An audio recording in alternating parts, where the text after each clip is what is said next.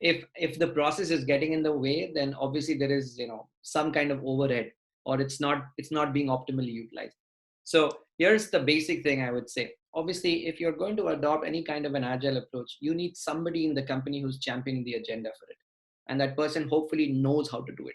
Otherwise, as a professional outfit, when you're adopting something professionally, but you don't have somebody who's professionally trained or qualified to do that, or has no field experience on it, you're pretty much flying on your own and blind at that point, right? So you can do YouTube research and go on Google and look at all that stuff, but at the end of the day, to put them in a systematic way, you need somebody who's done this at least a couple of times. Otherwise, you're risking a lot, right? So that's one thing. The other thing I'd say, while you don't have that help, basic things you can do from a project management perspective is set a cadence for planning, which means decide, considering the nature of your work, considering the constraints you're dealing with, what would be the right fit for a planning cadence? Should we plan every 2 weeks, every 1 week, every 1 month, every 3 weeks? What does that look like?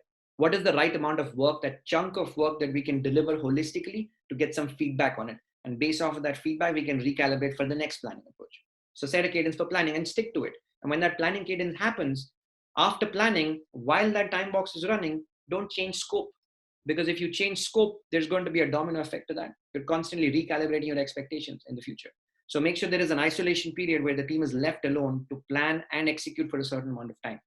At the end of the execution window, make sure the team has a little bit of breather where they can look back and see how the execution went. So you can improve on your tactics for the next time box.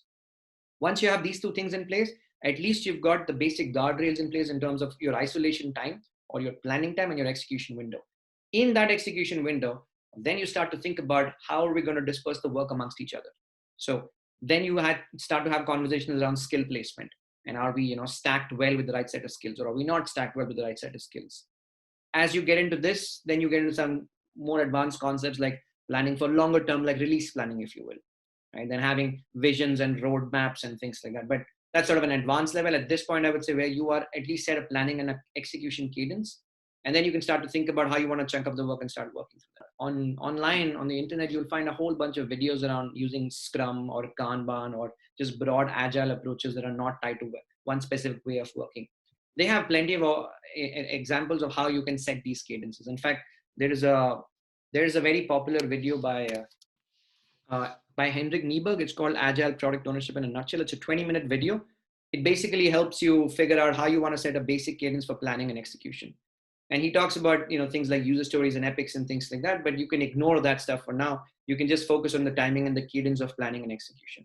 Should be a good start, I would. Get a Scrum Master, get an Agile coach, get somebody who's done this in the field at least a couple of times so that they can guide you around certain pitfalls that you want to watch out for.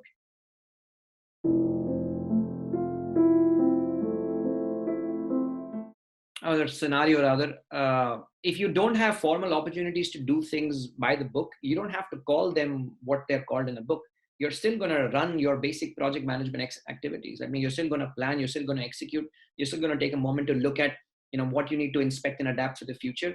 So as long as you're working in an environment where you're constantly prioritizing for the business needs and you are thinking about what's most important now and not really getting focused too much on things that are not so important and pushing them down to the future, you've got some sort of a prioritization mechanism in place and you're ordering your list of things in a backlog of some kind, and you've got a team that is working on that backlog. And in that team, you've got a person who's prioritizing the backlog, and you've got a basic cadence of planning, execution, regular check-ins. You're pretty agile. You don't have to do things by the book. And so everybody has that journey towards the transformation. So you can gradually, one step at a time in the right direction, you can get there. So you don't have to, say that from today we're all doing Scrum and we need 3 distinct roles and things like that. If your company can't afford to do it for whatever reason, then, make your peace with that and start to do it one step at a time. So set up a cadence for planning, set up a cadence for execution. Make sure you have some boundary conditions of checking quality of stuff coming into your cadence and stuff going out, like a definition of ready and a definition of done. And make sure you're constantly evolving those definitions. So there are a whole bunch of smaller things you can do tactically without even putting the whole package in place.